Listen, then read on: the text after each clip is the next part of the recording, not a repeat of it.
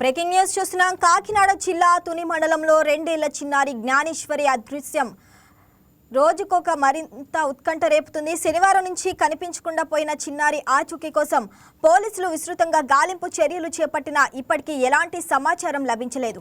అయితే చిన్నారితో పాటు అదృశ్యమైన పెంపుడు కుక్క తిరిగి ఇంటికి రావటం కేసులో కొత్త మలుపు తీసుకొచ్చింది.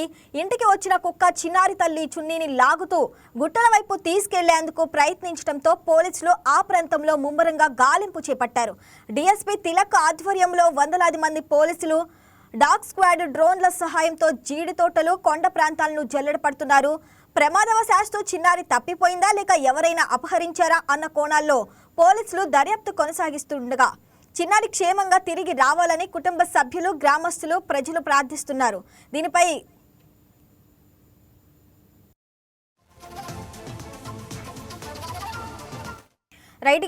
మరింత సమాచారాన్ని మా కాకినాడ జిల్లా కరెస్పాండెంట్ వర్మ అందిస్తారు. వర్మ, చెప్పండి, అసలు చిన్నారి జ్ఞానేశ్వరి మిస్సింగ్ కేసులో అయితే మీ దగ్గర ఉన్న లేటెస్ట్ అప్డేట్స్ ఏంటి? తుని మండలం ఈ దొండవాక పంచాయతీ సిహెచ్ అగ్రహారానికి చెందినటువంటి 2 ఏళ్ల చిన్నారి శంకర జ్ఞానేశ్వరి ఆచూకీ 4 రోజులైనా కనిపించకపోవడంతో ప్రస్తుతం కుటుంబ సభ్యుల్లో ఆందోళన అయితే వ్యక్తమవుతుంది. ఏదైతే ఈ నెల 6వ తేదీ శనివారం 12 గంటల సమయంలో చిన్నారితో పాటు పెంపుడు కుక్క కూడా కనిపించకుండా పోయింది. అప్పటి నుంచి తల్లిదండ్రులు గణేష్, భవానీలు ప్రస్తుతం అయితే ఆందోళన చేస్తున్నారు. ఎందుకంటే 4 రోజులు గడిచినా పూర్తిగా కూడా ఎటువంటి ఆధారాలు లభించకపోవడం.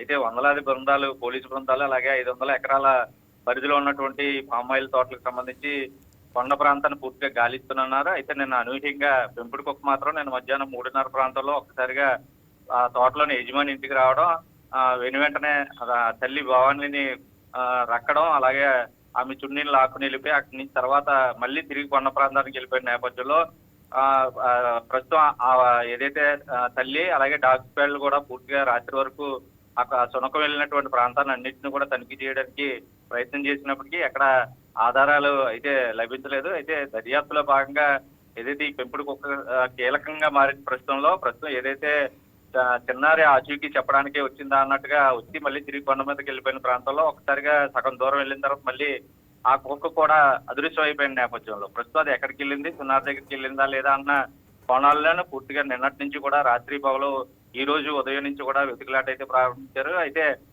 ముఖ్యంగా ఇతర ప్రాంతాల నుంచి ఆ ప్రాంతంలోకి ఎవరో రాకుండా కూడా జాగ్రత్తలు అయితే తీసుకుని పూర్తి స్థాయిలో దర్యాప్తు చేస్తున్నప్పటికీ జ్ఞానేశ్వరిని ఎవరైనా అపహరించారా అన్న కోణంలో కూడా ప్రస్తుతం ఇప్పటికే తనిఖీలు కూడా నిర్వహించారు. ఆ గ్రామం అంతా ఇంటింటి సర్వే కూడా చేసిన పరిస్థితులు అయితే ఉన్నాయి. అయితే ఈ తోట అలాగే ఈ కొండ ప్రాంతానికి సంబంధించి ఎక్కడైనా దారి మార్గంలో ప్రమాదం జరిగిందా అన్న కోణంలో కూడా అక్కడ ఉన్నటువంటి స్థానిక సమీప పోలీసులు ఎటువంటి కేసులు నమోదయ్యన్న కోణంలో కూడా ప్రస్తుతం పోలీసులు అధికారులు అన్ని వివరాలు సేకరించారు. అయినా అదృశ్యం అవడానికి ముందు చిన్నారి ఇంట్లో పూర్తిగా కూడా అక్కడి నుంచి వెళ్ళేటటువంటి తోటకి సంబంధించి వీడియో సీసీటీవీ ఫుటేజ్ తప్ప మిగతా ఎక్కడా ఫుటేజ్ లో లేకపోవడం, ఎవరైనా ఆ రహదారి వెంబడే బయటకు వస్తే రోడ్డు పైన వచ్చిన వెంటనే ఎవరైనా బండిపై ఎక్కించుకుని తీసుకెళ్లారన్న కోణంలో కూడా స్థానికంగా పరిశీలన చేసినప్పటికీ ఎక్కడ ఎటువంటి ఆధారాలు లభించలేని పరిస్థితి అయితే ఉందో. అయితే 4 రోజులు అయినా ఇప్పటికీ చిన్నారి లేకపోవడం, అనూహ్యంగా నిన్న పెంపుడు శునకం ఒకసారిగా రావడం, మళ్ళీ అది కొండపైకి వెళ్ళిపోయిన నేపథ్యంలో ప్రస్తుతం ఆ శునకం ఎక్కడ ఉన్నది అన్నది కూడా